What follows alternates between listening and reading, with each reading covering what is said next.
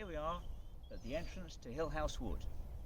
This 34-acre or 13.5 hectare fragment of ancient woodland has been managed for timber over the centuries.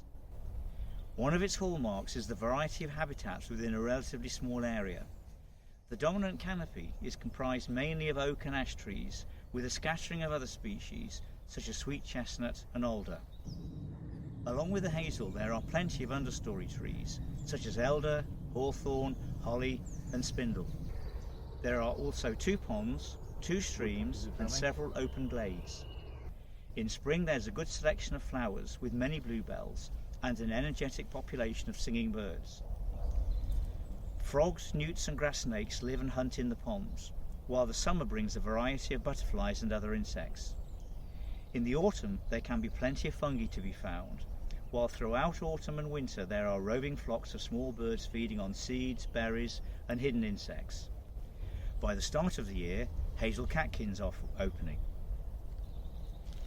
In recent years the wood has become increasingly popular as it provides a lovely walk that is accessible without being arduous.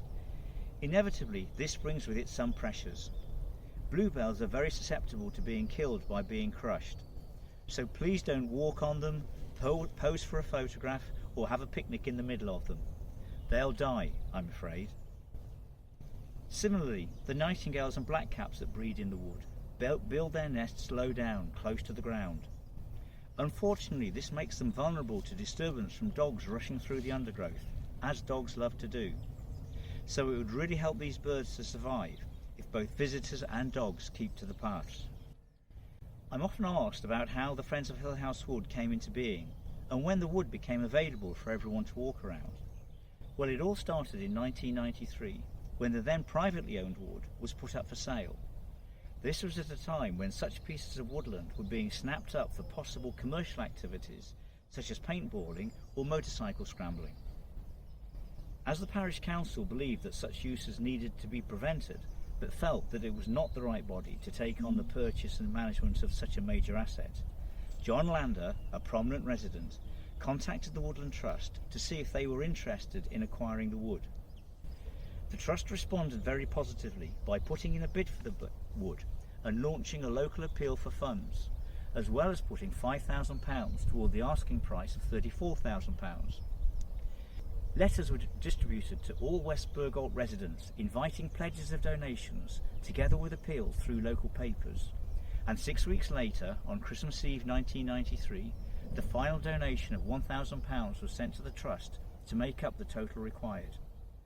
The amount raised included an extremely generous donation of £6,000 from the then Colchester Borough Council, and 20% of the households in the village contributed. Following the purchase, the Woodland Trust invited all contributors to a meeting to discuss the setting up of the Friends of Hillhouse Wood, to look after the wood in accordance with the Trust's work plans. And so it was in early 1995 that the first meeting of the Friends was held. Part of the reason that we know so much about the wildlife of the wood is due to the work of local naturalist Joe Firmin, who spent much time recording it.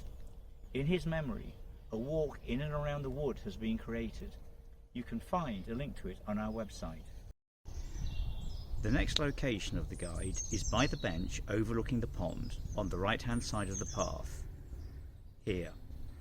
Its what 3 words coordinates are spices, collects, scrapping.